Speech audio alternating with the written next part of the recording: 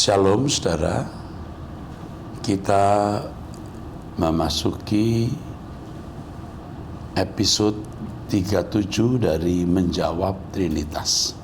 Seperti biasa saya didampingi oleh Bapak Pendeta Dr. Yehuda. Mari Pak, kita mulai. Baik Pak, saya bacakan yang pertama dari 085834 sekian-sekian. Shalom Pak, terima kasih pemaparannya. Saya bekerja di salah satu frekuensi radio di Medan, di mana khotbah Bapak dan renungan Truth ID diputar setiap hari di radio tersebut. Namun karena banyak pendengar tahu dan mendengarkan yang viral tentang Bapak, secara pribadi dan lembaga sering mendapatkan serangan, namun tidak sedikit juga diberkati. Namun saya mau menanyakan tentang analogi yang sering saya berikan kepada orang-orang yang bertanya tentang Logos, di mana Yesus tidak setara dengan Allah. Yang mungkin kalau dijelaskan sulit dengan waktu yang singkat. Analoginya seperti ini. Iblis merupakan sosok yang tahu siapa Yahweh dan tahu tentang sejarah jagat raya ini. Kalau Yesus adalah Yahweh, bukanlah suatu kebodohan bagi iblis menggoda Yahweh. Kalau Yesus adalah Yahweh, bukankah suatu kebodohan bagi iblis menggoda Yahweh dan berkata, "Sembah aku dan semuanya akan kuberikan padamu kalau kau menyembah aku." Sementara penciptanya adalah Yahweh sendiri. Sementara iblis menggoda Yesus yang menunjukkan bahwa Yesus bukan Yahweh. Bagaimana pandangan Bapak tentang analogi ini? Terima kasih. Bagus sekali. Karena di dalam pernyataannya, Iblis berkata, karena semua itu diberikannya kepadaku. Kira-kira siapa yang memberikannya kalau bukan Yahweh? Atau menyerahkan istilahnya. Ya. Kalau Yesus Yahweh sendiri, dia berkata, karena kamu telah menyerahkannya padaku. Tapi ternyata ya iblis menerima itu dari satu subjek, ya, dan dia bisa memberikannya kepada Yesus kalau dirinya disembah. Itu berarti Yesus tidak memiliki dunia ini waktu itu. Mungkin ada orang yang berkilah berkata, iya, karena Yesus mengosongkan diri. Ada yang berkilah begitu. Kenyataannya para Trinitarian yang percaya Trinitas percaya bahwa Yesus tidak pernah berhenti jadi Allah atau tidak pernah berhenti jadi Tuhan. Kalau dia tidak pernah berhenti jadi Allah, tidak pernah berhenti jadi Tuhan, dia mestinya masih punya hak. Ya. Adapun pengosongan diri tersebut, kalau terkait dengan kealahan atau ketuhanannya, ya mestinya Yesus tidak akan menerima ya apa yang dia miliki, begitu ya. Ya. Kenyataannya Yesus memang adalah anak yang diperanakkan oleh Bapa. Ya, jadi terkait dengan kealahannya, kalau dia diyakini bahwa dia tidak pernah kehilangan kealahan atau ketuhanan, mestinya dia masih memiliki hak. Atau seandainya dia mengosongkan diri, dia tidak perlu menerima karena itu nanti miliknya. Begitu kan? Saya kira jelas ya. Jelas Pak. Oke, terus. Berikutnya dari 0812-645 sekian-sekian. Shalom Pak Gembala. Pertama, apakah ada kaitan dari Amsal pasal 8 dengan 1 Korintus 1 ayat 24? Ini tentang hikmat ya Pak. Iya. Kedua, Bapak mengatakan bahwa Roh Kudus adalah pribadi Allah. Bagaimana menjelaskan tentang kisah Yesus dibaptis? Di sana ada Bapa yang berbicara dari surga, Yesus yang dibaptis, dan Roh Kudus yang seperti merpati. Kemudian saya mau tanya tentang tubuh kemuliaan yang dikenakan Yesus sekarang. Apakah tubuh yang utuh ataukah tubuh yang cacat? Karena salah satu syair lagu ciptaan Pak Gembala, Pak Erastus Sabdono mengatakan, jika nanti bertemu Yesus di surga, kucium kakimu Tuhan yang berlubang paku. Mohon bimbingannya. Terima kasih. Sebelum saya teruskan, ini yang bekerja di salah satu frekuensi radio di Medan ini memberikan analogi yang sangat bagus dan kita mengapresiasi ya. Apresiasi ya. Mungkin kita kirimi buku kita. Nanti bisa kita kirimi buku-buku kita. Lalu mengenai Amsal 8 dengan 1 Korintus 1:24, apakah ada kaitan? Iya. Ada kaitan memang. Tetapi hikmat di dalam Amsal 8 bukanlah pribadi Yesus. Itu hikmat Allah yang sejajar dengan Logos. Hikmat itu di dalam Perjanjian Lama gendernya itu feminin. Ya. Biasa kalau anggota tubuh manusia itu gendernya tangan, kaki selalu diartikan feminin. Anggota tubuh. Sama seperti pneuma. Itu neuter di dalam bahasa Yunani, tapi di Perjanjian Lama itu ruah. Itu gendernya juga feminin. Jadi roh Allah itu bagian dari Allah. Seperti hikmat atau logos itu bagian inherent dari Allah. Oke? Jadi tidak boleh kita artikan independen menjelma menjadi manusia. Itu salah. Ketika di Perjanjian Baru, saudara, logos yang adalah sebenarnya metonim dari Allah itu berkemah di dalam tubuh Yesus. Maka Yesus berkata tubuhnya ini bait Allah. Robohkan bait Allah ini, aku akan mendirikannya, katanya. Makanya Yohanes menulis dan dia berkemah di antara kita, bukan menjelma. Nah, kedua apa tadi Bapak mengatakan bahwa Roh Kudus adalah pribadi Allah. Bagaimana menjelaskan tentang kisah atau peristiwa ketika Yesus dibaptis, ada Bapa yang berbicara dari surga, lalu Yesus yang dibaptis, dan Roh Kudus yang seperti merpati. Nah, ini menjelaskan mengenai Roh Kudus ini sebenarnya perlu waktu. Jadi yang saya katakan Roh Kudus itu rohnya Allah, bukan roh pribadi lain. Makanya dikatakan Yesus lahir dari Roh Kudus itu bukan jadi anak Roh Kudus, tapi jadi anak Allah. Masalahnya apakah Roh Kudus itu satu pribadi? Bisa dikatakan ya ketika mewakili Bapa dan Yesus dalam karya penyelamatan umat manusia setelah Yesus naik ke surga. Tetapi dia tidak bisa dikatakan pribadi ketika disandingkan dengan Allah. Ya.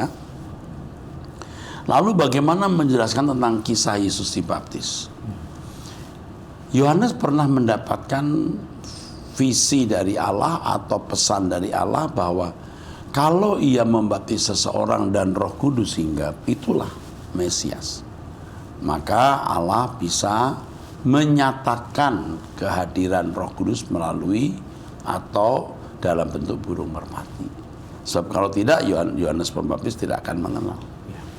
Terus lalu yang tentang Bapa di surga, ya justru itu ada Bapa, ada Roh Kudus yang dirupakan dalam bentuk burung dan Yesus. Justru ini yang benar. Ya. Tapi ingat penjelasan saya tidak mengatakan tiga pribadi, ya. Tapi yang jelas pribadi Bapa dan pribadi Anak itu beda, bukan satu. Ya. Kalau tiga pribadi, satu hakikat itu kontradiksi logika. Nah, itu nggak bisa dimengerti, maka orang bingung. Bagaimana dikatakan esa? Tiga pribadi kok bisa esa? Ya, tapi diikat dengan kata ousia, yang artinya hakikat atau substance.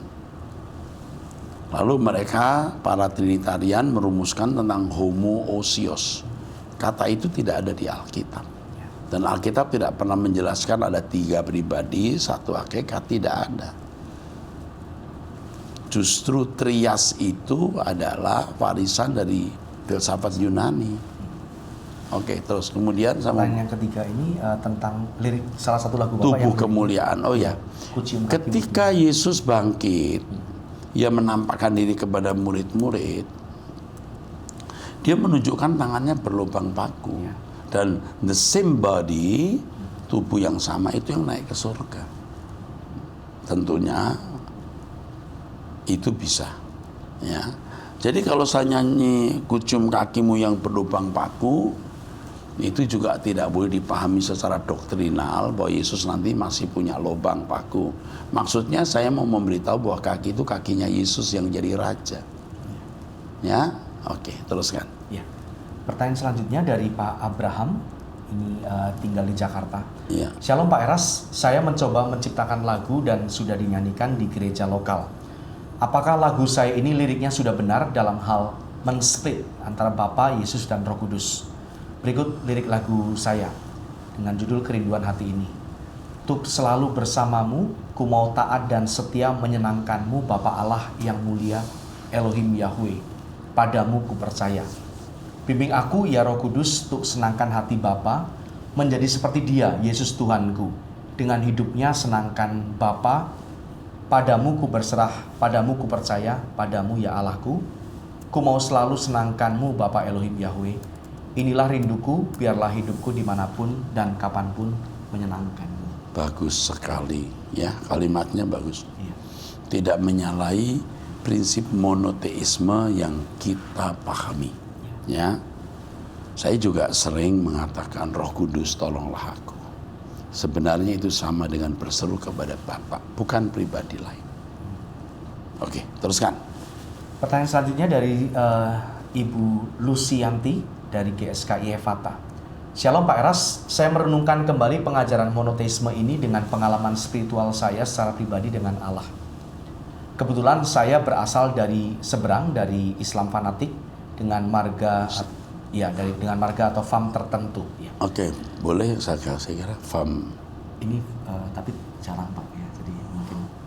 Bukan. Ini ada nama pejabat juga pakai fam ini. Oke ya, jadi famnya tertentu begitu. Oke, enggak usah disebut Tidak ya. usah disebut ya. Allah menghampiri saya dalam mimpi. Yang pertama datang berbentuk cahaya terang dan suara yang memberitahu saya bahwa saya akan menjadi seorang Kristen. Lalu mimpi saya yang kedua, saya diperlihatkan dua jalan. Jalan yang lebar dan jalan yang sempit untuk saya pilih. Saya memilih jalan sempit itu dan saya melihat di ujung jalan ada Tuhan Yesus. Jadi ini sangat match bahwa Allah Elohim Yahweh adalah sumber dan Tuhan Yesus adalah jalannya. Mungkin ini hanya bentuk konfirmasi dari saya mengenai monoteisme. Terima kasih Pak, Tuhan memberkati. Sebagai tambahan, ini Allah menunjuk pada cahaya terang dan suara atau dalam mimpi pertama itu mengacu pada Tuhan Yesus. Seorang berjubah putih yang saya kenali sebagai Tuhan Yesus dalam mimpi yang kedua. Yang menolong saya melalui jalan sempit itu. Iya. Di kitab Wahyu juga dikatakan bahwa kota Yerusalem akan mendapat cahaya dan Allah itu cahayanya. Yesus lampunya. Iya. Ya kan? Iya. Dikatakan. Jadi bukan Yesus cahayanya. Yesus lampunya. Ya. Nah, ini Yesus sarananya ya, begitu kira. Oke. Ya. Mungkin kalau diilustrasikan dengan listrik, Allah itu arusnya. Jadi tidak kelihatan kan? Ya. Tapi menjadi cahaya. Yesus adalah gambar Allah yang tidak kelihatan. Bisa ilustrasi begitu. Oke, teruskan Pak. Berikutnya. Jadi ini Oh, bagus. Ya. Jadi ini kesaksian yang bagus. Nah, monoteisme ini akan sangat bisa diterima atau dimengerti oleh mereka yang menjadi Kristen dari agama Muslim yang memang sangat monoteismis, sangat monoteistis. Ya. Jadi memang banyak orang di luar Kristen yang tidak bisa menerima Injil karena mereka tidak bisa mengerti mengapa Yesus berdoa, mengapa Yesus disamakan dengan Allah, itu ya. Ya. Tapi monoteisme yang kita ajarkan itu memang benar-benar benar. Itu Alkitabiah, itu monoteisme biblika atau monoteisme Alkitabiah. Ya. Oke, teruskan. Ya, ini berikutnya dari Keith Edward, usia 17 tahun, ini pindahan dari Abam, Pak. Ya, oke. Abam lalu dipindahkan ke sini. Shalom Om Eras dan tim Abam, saya memiliki beberapa pertanyaan mengenai penciptaan manusia dan evolusi yang sudah lama mengganjal di hati saya. Di kitab Kejadian, Adam diciptakan atau diperanakan Allah dari tanah liat dan dihembuskan nafas nismat hayim. Pinter nih. Ya, menjadi Dia manusia mengikuti pertama. kita ya, nismat hayim. Nismat Menjadi Manusia pertama di bumi. Ya. Tahun lalu di pelajaran sejarah di sekolah saya mempelajari bahwa spesies manusia praaksara tertua atau spesies manusia tertua adalah Meganthropus javanicus sekitar 1,9 juta tahun yang lalu. Dan saya juga pernah membaca bahwa ada spesies manusia lain yang pernah hidup berdampingan dengan manusia modern atau Homo sapiens, yaitu Neanderthals yang punah sekitar 40.000 tahun yang lalu. Namun DNA-nya masih bisa ditemukan di sebagian kecil orang Eropa. Pertanyaan saya, apakah kita sebagai orang Kristen mempercayai evolusi, khususnya evolusi dari manusia purba ke manusia modern? Apakah apakah Adam manusia modern pertama atau Adam berspesies manusia purba? Jika Adam manusia modern pertama dan sebelumnya ada manusia purba, apakah Adam produk evolusi? Dalam kurung saya rasa tidak, karena Adam diperanakan. Bisakah manusia purba diklasifikasikan sebagai manusia ataukah sebatas animalia? Dan apakah berhak diadili di pengadilan Allah? Mengingat kapasitas otak mereka belum sebaik manusia modern. Terima kasih Om Eras sudah bersedia membacakan dan menjawab pertanyaan saya. yang pertama, memang ada beberapa misteri yang belum terpecahkan. Tetapi kita bisa memberi pertimbangan. Yang pertama, di dalam Kejadian 1 ayat 2 adanya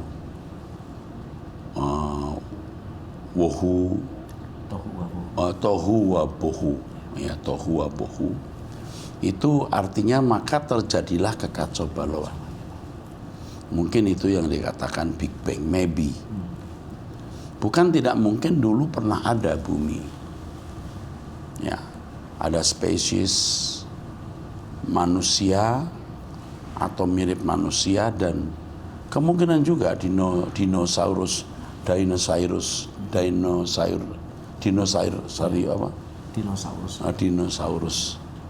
ya. Karena cucu saya sering bilang dino jadi saya dinosaurus itu ada, lalu terjadi Big Bang, lalu hancurlah,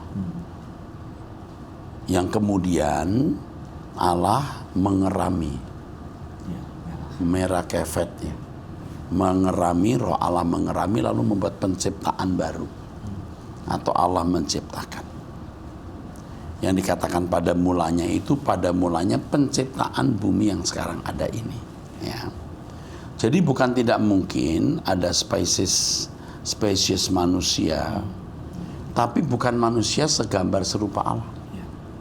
Manusia mirip, ya, makhluk mirip manusia atau animalia maksudnya. Mirip manusia tapi tidak memiliki keadaan segambar serupa dengan Allah. Sekarang saja orang hutan kalau dikubur lalu batok kepalanya diangkat juga mirip manusia, tapi bukan yang segambar dan serupa dengan Allah. Ya. Juga Homo sapien Neanderthals maksudnya, ya, yang bisa ditemukan di sebagian kecil orang Eropa, ya.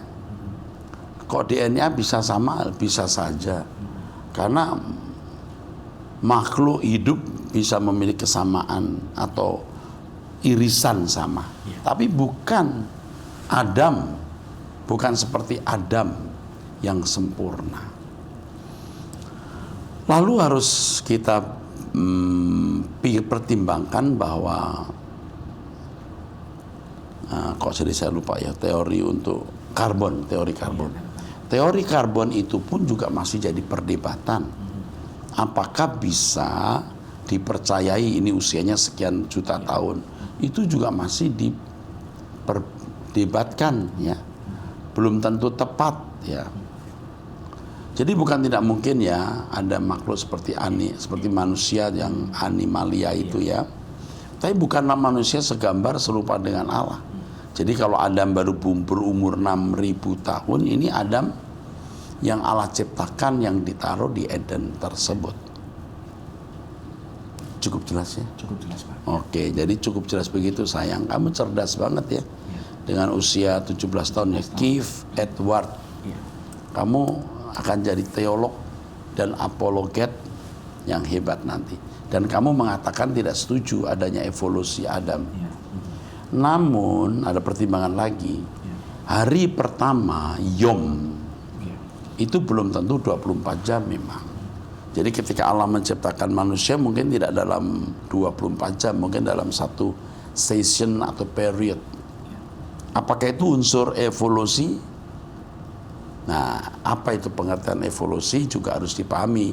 Evolusi yang dilakukan Allah tidak sama dengan evolusi ya, hewan dari makhluk yang memiliki amuba ya, yang rendah menjadi makhluk yang berkualitas tinggi. Oke. Banyak istilah-istilah evolusi yang mungkin sudah miss dari pikiran saya karena saya lama tidak membicarakan ya. Oke. Teori Darwin ini. Saya kira cukup ya. Cukup jelas ya. Cukup. Kalau mau ditambahkan Pak Yehuda? Sudah cukup lengkap sih, Pak. Cukup. Oke. Yuk. Baik, berikutnya ini bukan pertanyaan, sebuah pernyataan dari seorang pria usia 22 tahun tinggal di Sumatera Utara. Shalom, sebelumnya terima kasih kepada Om Eras yang telah menilai kesimpulan saya di Menjawab Trinitas bagian 33. Namanya disebut aja mungkin bukan rahasia. Baik, ini saudara atau Pak John Henry. Enggak, ini masih muda. Pak masih muda 22. John Henry. John Henry. Ya. John, ayo kita bacakan ya tulisanmu ya. Terus. Saya menemukan sebuah artikel tentang terciptanya sejarah Tritunggal. Dari kecil saya Kristen, tapi tidak pernah tahu sejarah Tritunggal ini. Di dalam artikel tersebut yang saya baca, kurang lebih Tritunggal pertama kali dicetuskan oleh seorang uskup bernama Tertullian pada tahun 160 sampai 225 Masehi. Tertullianus ya. Yang kemudian dilanjutkan pada tahun 300 Masehi oleh Athanasius, seorang uskup sekaligus orang yang masih berpegang pada filsafat Yunani. Ya, sebelum Tertullianus istilah trias sudah ada. Sudah ada sebelum. Sudah ada. Tetapi Tertullianus lebih memantapkan, mempopulerkan istilah itu. Terus ajaran Tritunggal sendiri sebenarnya adalah ajaran Platonik Yunani dari kata trias yang berarti tiga. Ya, tadi saya sempat singgung ya. Iya. Terus kemudian diadopsi menjadi bahasa Latin Trinitas, lalu diterjemahkan ke dalam bahasa Inggris menjadi Trinity. Iya. Termasuk Yesus memiliki dua natur, Logos punya dua natur. Itu pun juga pandangan Logos. Kalau tidak salah, Philo ya, Philo, seorang filsuf Yahudi, bukan dari Alkitab. Jadi kalau orang percaya Yesus punya dua natur, itu tidak Alkitabiah karena tidak pernah dikatakan begitu di Alkitab. Ya, justru itu pandangan Gnostik. Pandangan yang bukan berasal dari kitab Perjanjian Lama.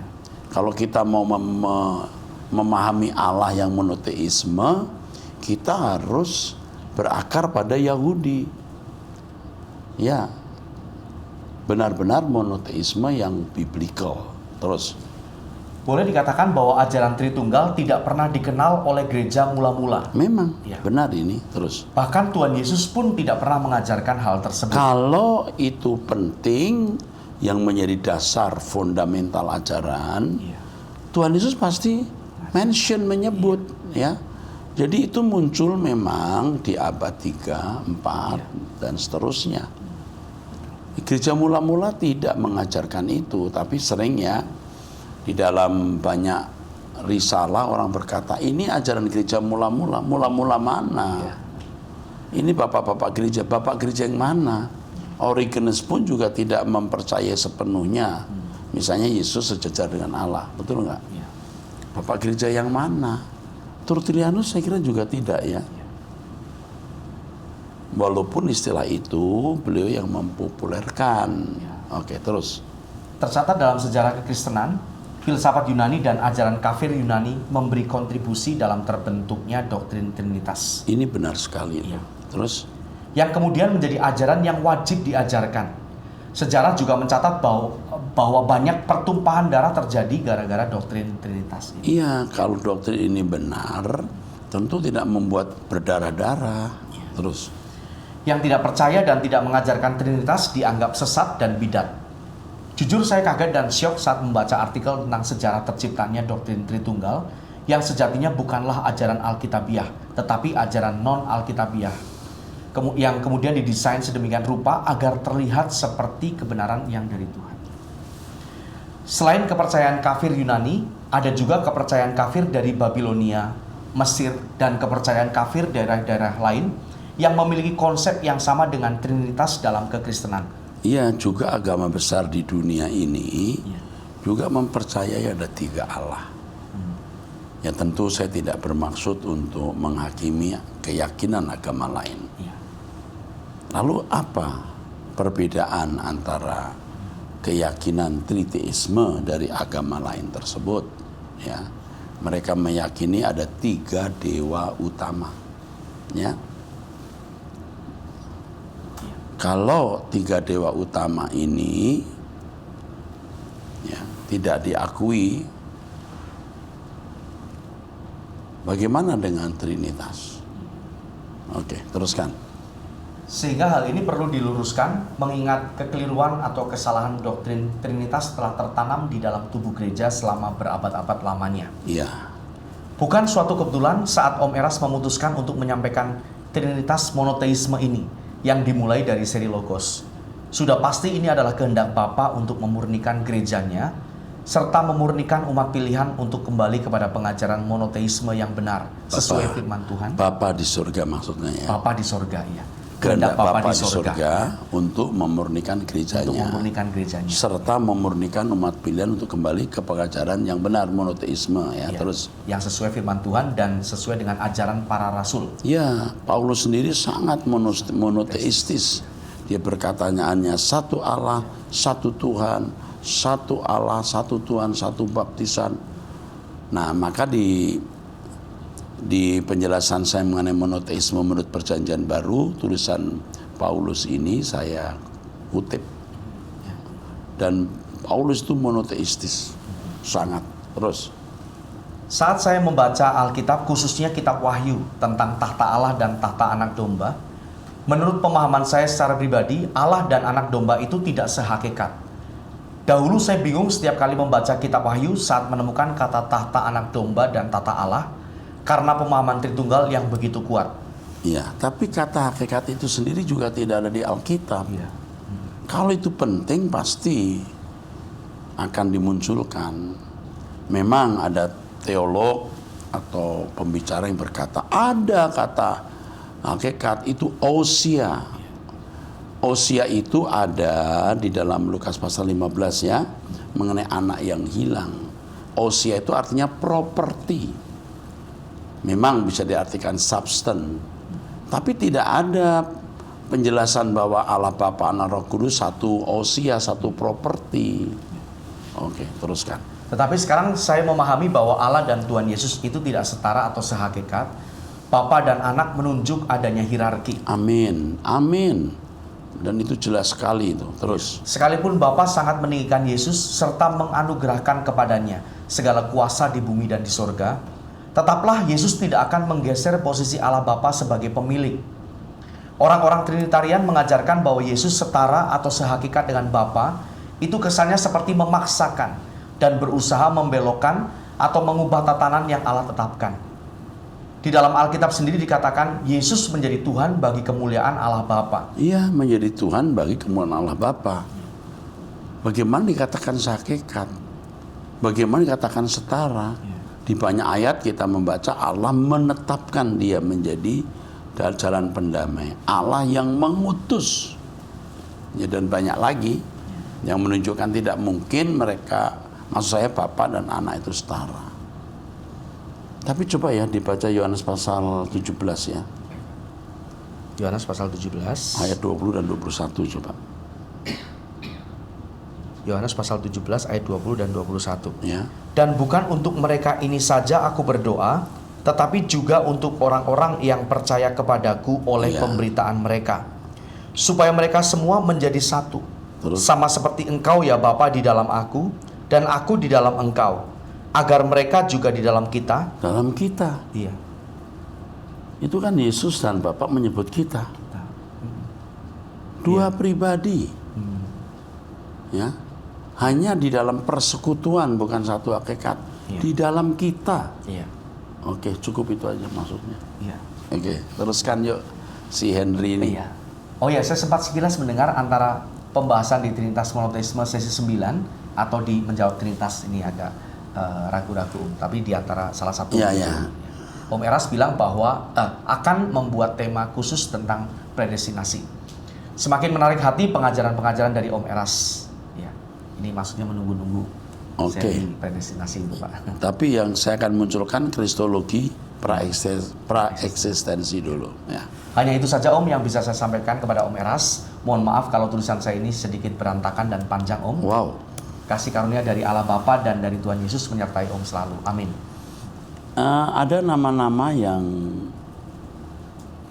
nanti diingatkan seperti Henry ini, tolong dicatat. Ini orang-orang yang akan kita jadikan atau Tuhan bisa jadikan perwira-perwira tinggi. Ada beberapa nama di album itu juga yang memiliki kecerdasan, ya, harus kita terus isi dengan kebenaran. Saya kira cukup ya, kita akhiri Menjawab Trinitas episode 37. Kita masuk Menjawab Trinitas di episode 38 mendatang. Sampai jumpa, Tuhan memberkati.